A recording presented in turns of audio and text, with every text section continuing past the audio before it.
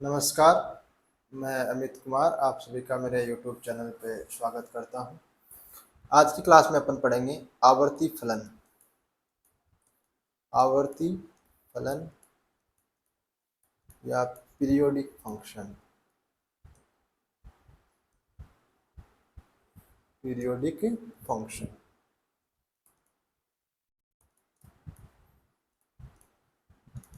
ये अपन आज की क्लास में देखते हैं कि आवर्ती फलन क्या होता है। यदि f(x) जो फलन है वो इस प्रकार है कि f(x) प्लस टी, यानी x में कुछ t जोड़ रहे हो तो वैल्यू किसके बराबर आ जा रही है, f(x) के बराबर ही आ रही है। तो अपने पास में जहाँ पे t है वो क्या है, ग्रेटर देन 0, धनात्मक कोई भी संख्या है, धनात्मक संख्या है। और तब न्यूनतम जो t की जो वैल्यू होती है वो सबसे कम वैल्यू, सबसे छोटी वैल्यू, ऐसी t की सबसे छोटी वैल्यू जिसके लिए अपने पास में f(x) प्लस टी बराबर f(x) है। तो अपने पास में जो f(x) है वो क्या हो जाता है, t आवर्त काल का, t यानी टाइम पीरियड, आवर्त काल का यानी t टाइम पीरियड का आवर्ती फलन कहलाता है। आवर्ती फलन कहलाता,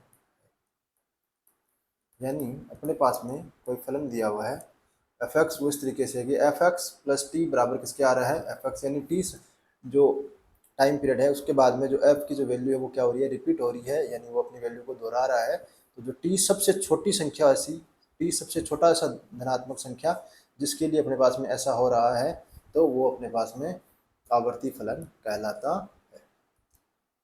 देखिए ये अपन आवर्ती फलन की कुछ गुणधर्म की बात कर लेते हैं। तो सबसे पहले अपन देखते हैं कांस्टेंट फंक्शन। यदि f(x) बराबर कोई कांस्टेंट फंक्शन है तो इसका ग्राफ कैसा बनेगा, यानी इसकी वैल्यू हमेशा जैसे y बराबर c ही रहेगी। ये जैसे y बराबर मान लीजिए 3 है तो ये y बराबर 3 का ग्राफ हो गया, हमेशा वैल्यू 3 ही हो रही है, यानी ये वैल्यू भी क्या हो रही है, हर बार रिपीट ही हो रही है। तो जो कांस्टेंट फलन होता है वो भी एक क्या होता है, आवर्ती फलन होता है। लेकिन जो इसका आवर्त काल है वो परिभाषित, इसका जो आवर्त काल है, आवर्त काल वो परिभाषित नहीं है। तो इसका जो आवर्त काल है अपन उसको परिभाषित नहीं कर सकते।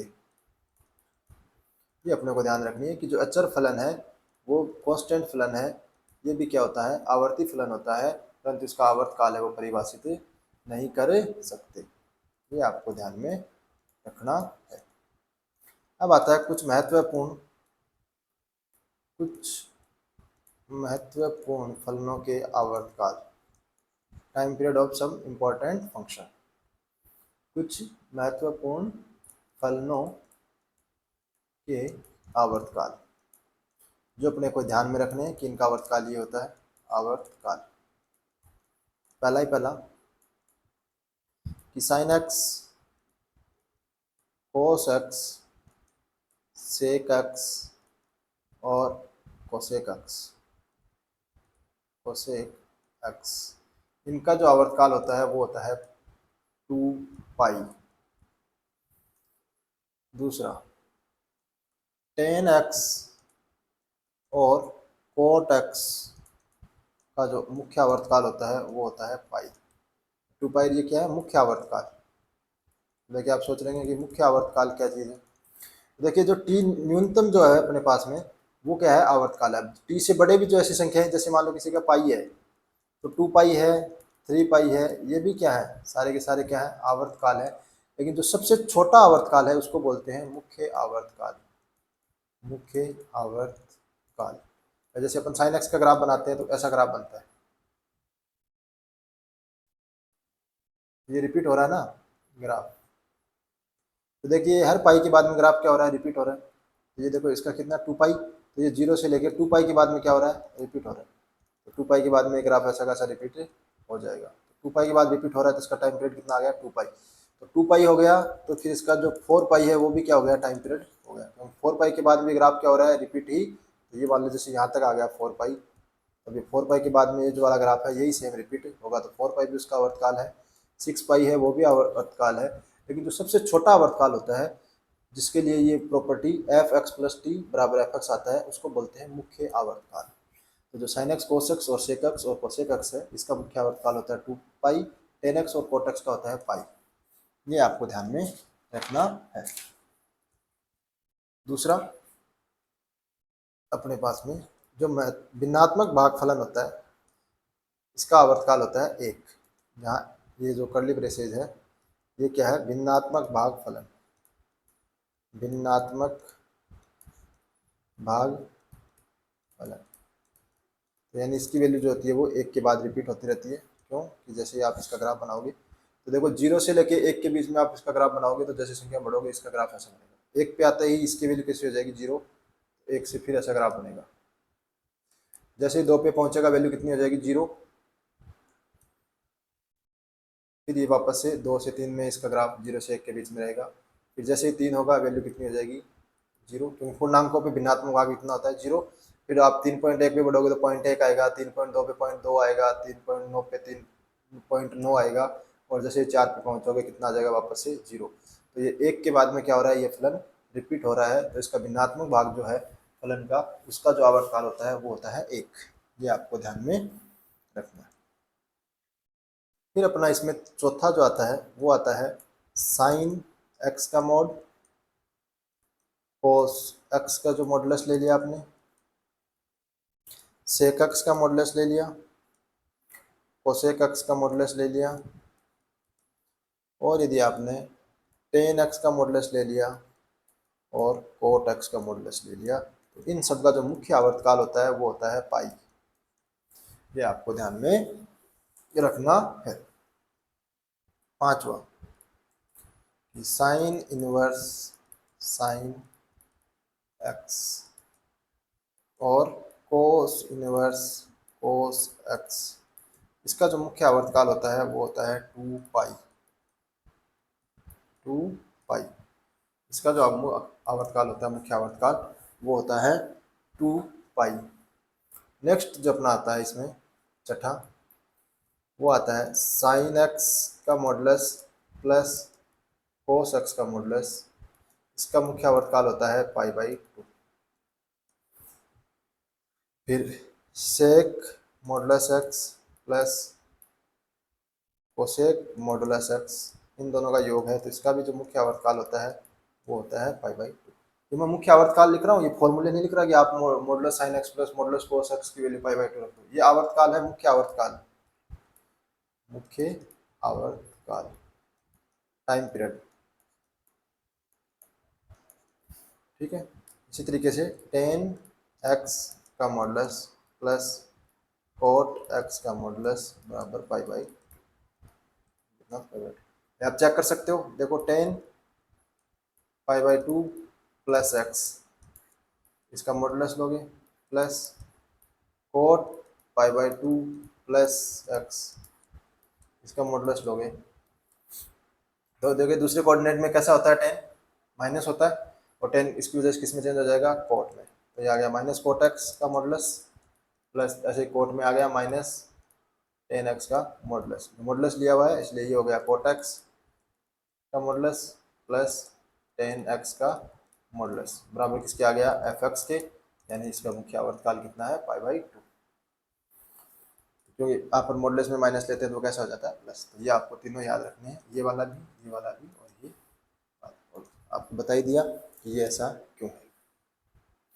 इसके बाद में आता है साइन की पावर n एक्स, कोस की पावर n एक्स, सेक की पावर n एक्स, और कोसेक की पावर n एक्स।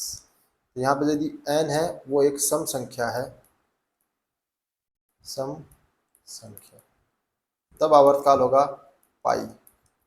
और यदि n है वो क्या है, विषम संख्या है, विषम संख्या है, यानी कि 1 है, 3 है, 5 है, तो आवर्तकाल होगा 2 पाई। साइन एक्स का आवर्तकाल कितना होता है, 2 पाई। साइन स्क्वायर एक्स का आवर्तकाल कितना हो जाएगा, पाई। ये आपको ध्यान में रखना है। और 10 की पावर nx और कोट की पावर nx, इनका जो मुख्य आवर्तकाल होता है, यदि n है वो सम हो या विषम हो, इसका जो मुख्य आवर्तकाल होता है वो होता है 2 पाई, सॉरी पाई। हमेशा जो इसका मुख्य आवर्तकाल होता है वो पाई ही होता है, चाहे सम हो या विषम हो। यानी 10 स्क्वायर एक्स का भी आवर्तकाल कितना होगा, पाई, और 10 एक्स का भी कितना होगा, पाई ही होगा। तो ये आपको ध्यान में रखना है। तो इस तरीके से आप ये ध्यान में रखो। अब इसके जो अगला पॉइंट आता है ये कि बहुपदीय फलन, बहुपदीय फलन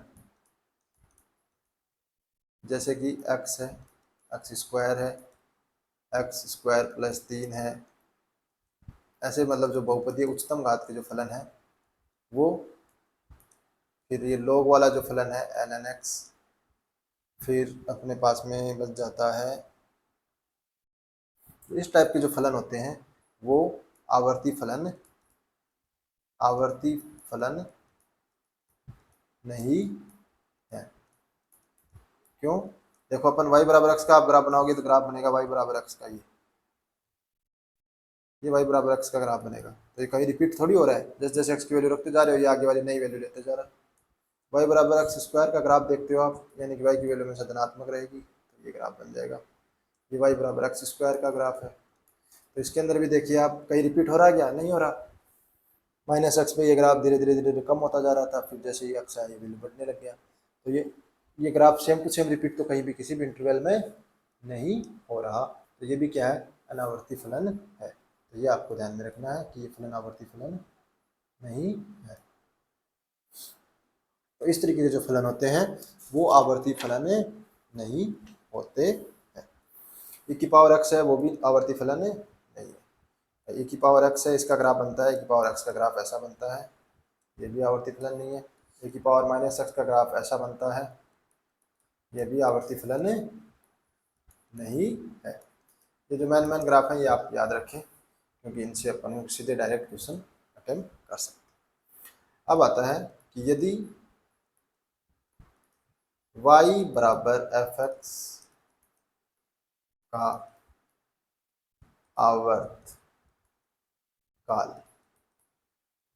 t है, तब y बराबर एफ ए एक्स का आवर्तकाल हो जाएगा t बटा मोड ए, टी बट्टा मॉडुलस ए के बराबर होता है। जहाँ पे ए क्या नहीं होना चाहिए भाई, बट्टा में आ गया तो ए है वो 0 के बराबर तो नहीं ही होना चाहिए, ए है वो 0 के बराबर नहीं होना चाहिए। यानी कि जैसे अपने पास में साइन एक्स का जो आवर्तकाल है वो 2 पाई है, तो साइन 2x का आवर्तकाल कितना हो जाएगा, 2 पाई बट्टा 2, कुछ 2 कट जाएगा तो कितना आ गया, पाई। तो इस तरीके से इसका आवर्तकाल अपन डिफाइन करते हैं। इसके बाद में जो अपने को ध्यान में रखना है वो ये ध्यान में रखना है, यदि f x g x h x, f x g x h x और क्यू एक्स का आवर्तकाल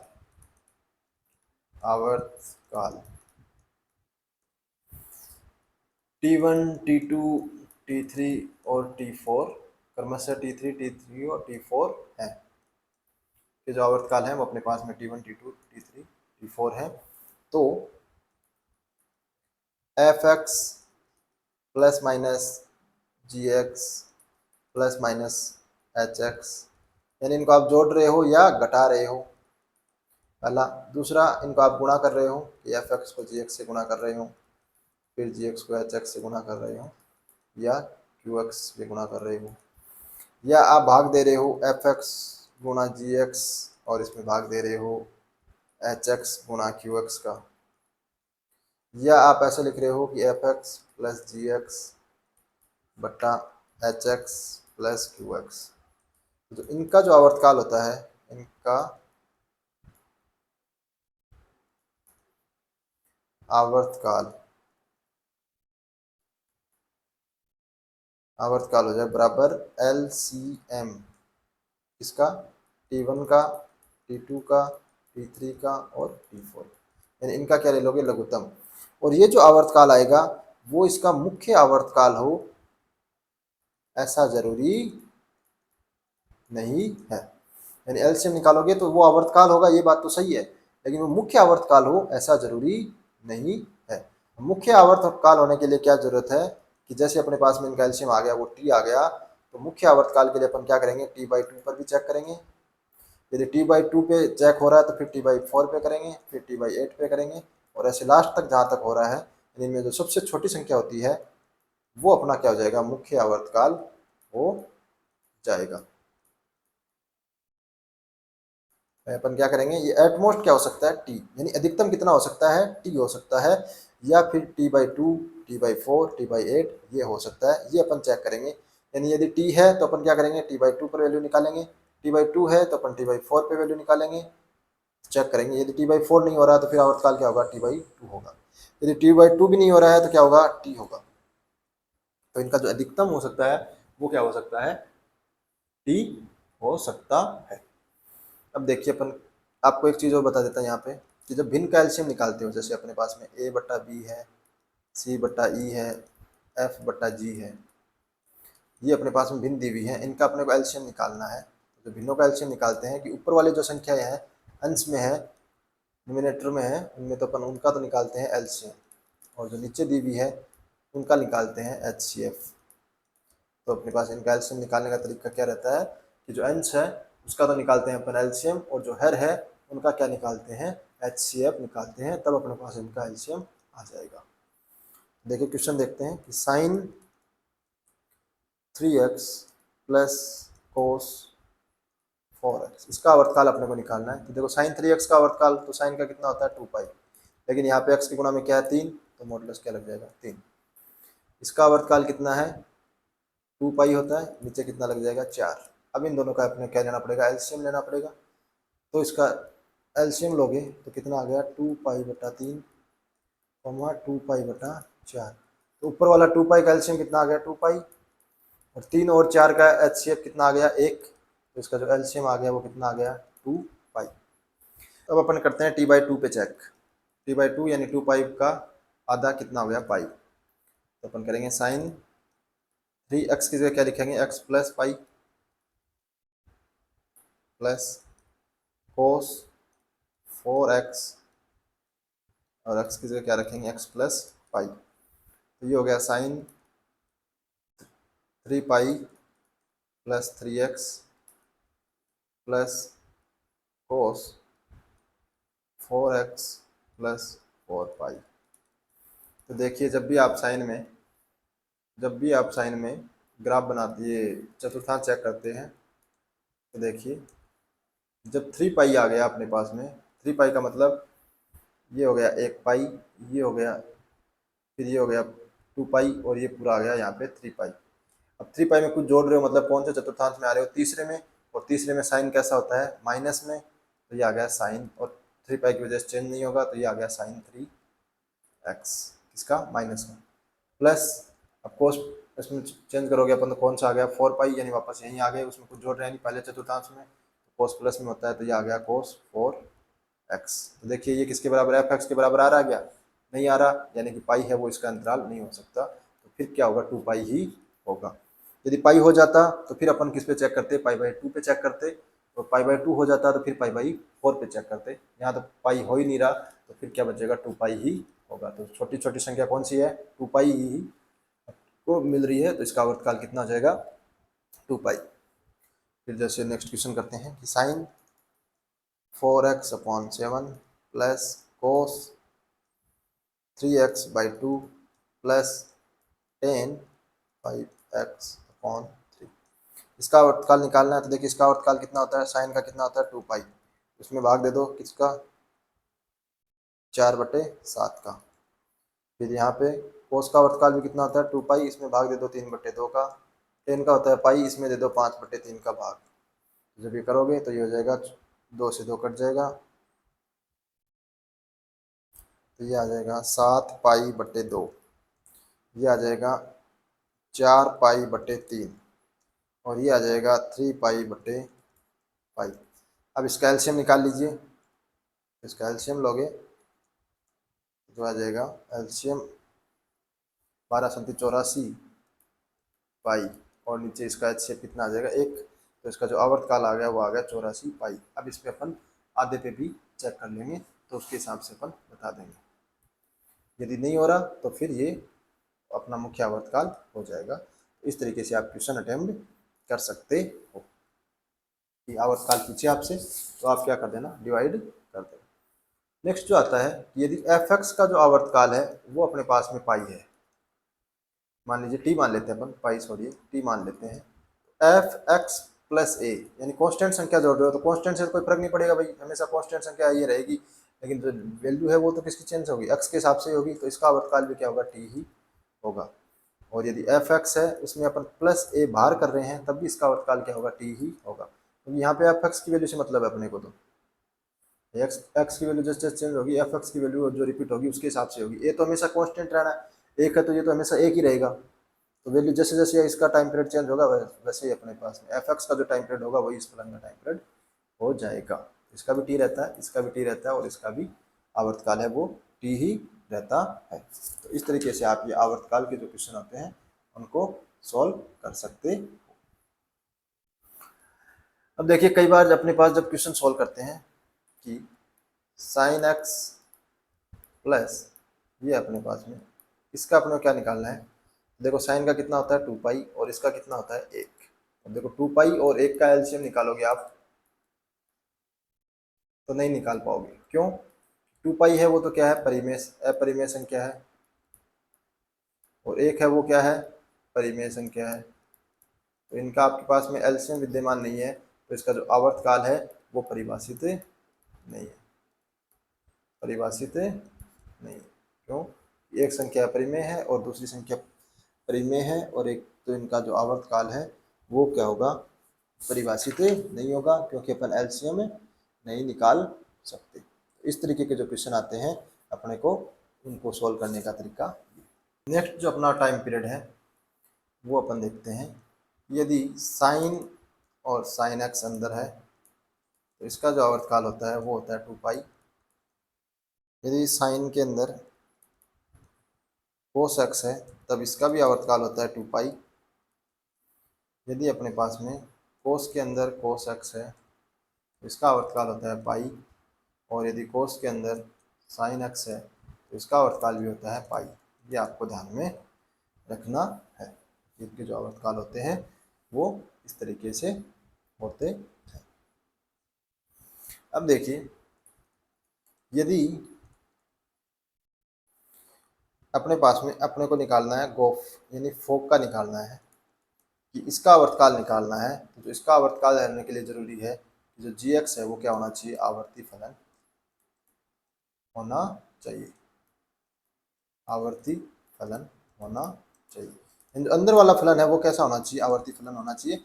एफ से अपने को कोई लेना देना नहीं है, एफ आवर्ती हो चाहे अनावर्ती हो, इससे अपने को नहीं है। अपने को मतलब है कि जो अंदर वाला जो फलन है वो क्या होना चाहिए, आवर्ती फलन होना चाहिए। और इसका जो आवर्तकाल होता है, यदि जी एक्स का जो आवर्तकाल है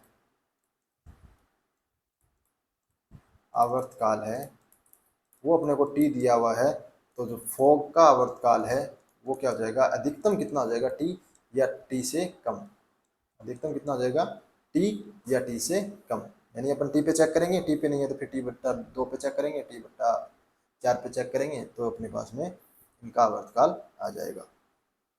तो इस चीज़ का आपको ध्यान में रखना है कि जब भी आप एफ ऑफ जी एक्स का आवर्तकाल चेक कर रहे हो तो ये चेक करो कि जी एक्स है वो आवर्ती फलन है या नहीं है। दूसरा यहाँ से निष्कर्ष ये निकला कि जो एफ एक्स है ये क्या है, आवर्ती फलन है। यह क्या है, आवर्ती फलन है। तो एफ एक्स है सॉरी जी एक्स है वो भी क्या होगा, आवर्ती फलन होगा, आवर्ती फलन होगा। तो ये भी क्या होगा, आवर्ती फलन। यदि फोग आवर्ती फलन है तो अपने पास में जी एक्स भी आवर्ती फलन होगा। ये आप देख सकते हो क्वेश्चन के माध्यम से। अपने को आवर्तकाल इसका देखना है अंदर वाले का, ये इस चीज़ में ध्यान में रखना। जैसे अपने पास में आवर्तकाल पूछे आपको sin x और ये बाहर लगा रखा है महत्तम पूर्णांक फलन, ये है महत्तम पूर्णांक फलन, इसका अपने को आवर्तकाल पूछ लिया। तो देखिए ये क्या है, संयुक्त फलन है इसका, ये जो मॉडुलस वाला जो है ये है वाला फलन है ना, x वाला, इसके अंदर अपन क्या रख रहे हैं, sin x रख रहे हैं। यानी ये तो यदि अपन मान ले f और ये मान ले अपने पास में g, तो ये फलन क्या है, f ऑफ g x है।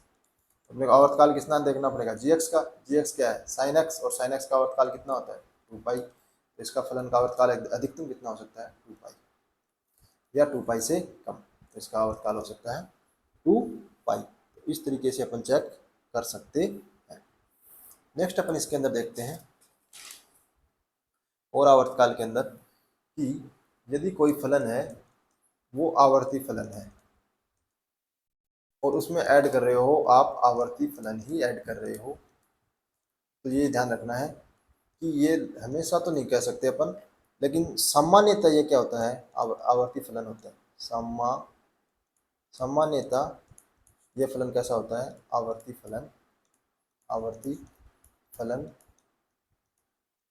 होता है। सामान्यतः यह आवर्ती फलन होता है, परंतु हमेशा हो ऐसा कोई ज़रूरी, हमेशा हो ऐसा